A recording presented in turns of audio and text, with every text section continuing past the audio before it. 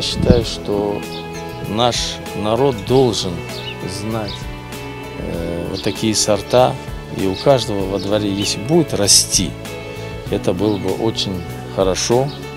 Это визитная карточка, и это память, так сказать, о наших предках, которые были лучшими, одними из самых лучших мастеров в садоводстве.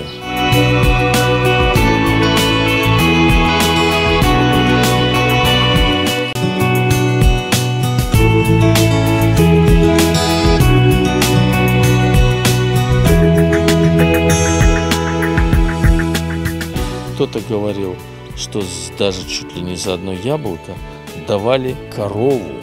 Это вот уникальный случай.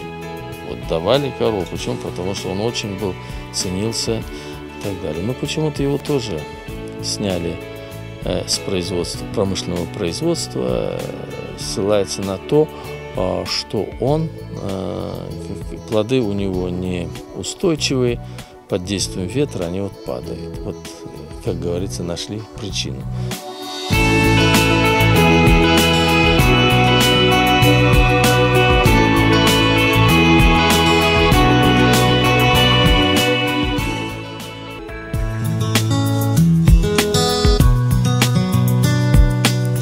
Он, во-первых, долго хранится, он может храниться до мая месяца, все и так далее.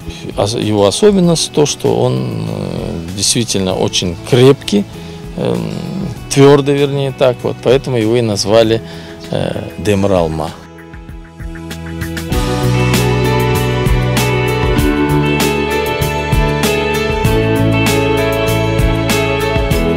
Груша где-то зимнего созревания, очень, кстати, вкусная. Один из авторов этой груши по выведению Бекир Ага Османов, известный наш лидер национального движения. Он очень был в то время известный агроном.